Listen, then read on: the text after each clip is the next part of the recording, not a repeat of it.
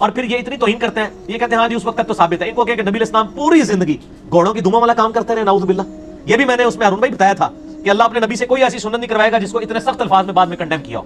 اس کا کیا جواب دیں گے؟ کیا نعوذ باللہ نبی علیہ السلام اپنی 63 سال کی مبارک زندگی میں جو ہے وہ پونے 63 سال تک بقول ان کے یعنی بالکل اینڈ پہ چھوڑا تھا, پونے 63 سال تک گھوڑوں کی دموں والا کام کرتے رہے, نعوذ باللہ من ذالک. ہم نے چیلنج کیا کہ نبی علیہ السلام کی کوئی ایک سنت بھی ایسی نہیں ہے جو منسوخ ہوئی ہو بعد میں اور اس کے بارے میں نبی علیہ السلام نے کبھی سخت الفاظ استعمال کیے ہوں, اور اتنے سخت الفاظ ہوں. انہوں نے جھوٹ بولا ہے اور یہ جھوٹ محدثین شروع سے پکڑتے آئے ہیں. بہرحال اس سے اگلے اعتراض کی طرف جاتے ہیں. اس پر پھر بعض لوگ اعتراض یہ بھی کرتے ہیں کہ کیا اللہ کے نبی صلی اللہ علیہ وسلم نے اپنے ہی عمل کو شریر گھوڑوں کے دم کہا ہے؟ یہ ایسا ہو سکتا ہے؟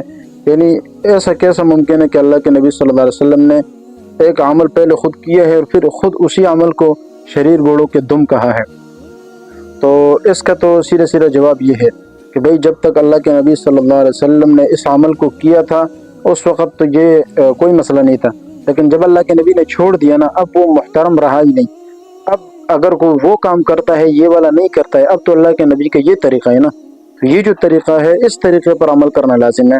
اس سے پہلے والا طریقہ تو اب ختم ہو گیا. اب وہ عمل کرنا تو سنت کی مخالفت ہے, تو اب وہ تو شریر گھوڑوں کے دم ہے ہی ہے. ایک بات. دوسری بات یہ کہ جب اللہ کے نبی صلی اللہ علیہ وسلم نے خود اپنے عمل کو یہ بات کہی ہے تو پھر آپ کو کیا اعتراض ہے؟ اس طرح تو کافی ساری چیزیں ہیں کہ اللہ کے نبی صلی اللہ علیہ وسلم نے پہلے جو کام خود کیا ہے اس سے روکنے کے لیے, کبھی سختی کے ساتھ روکنے کے لیے اس طرح کے الفاظ کہہ دیتے ہیں.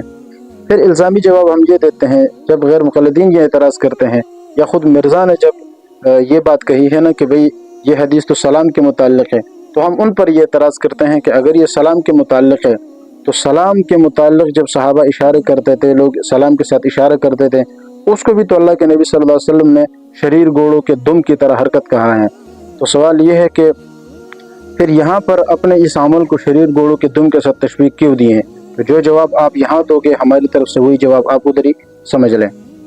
يرفع الله الذين آمنوا منكم والذين أوتوا العلم درجات والله بما تعملون خبير.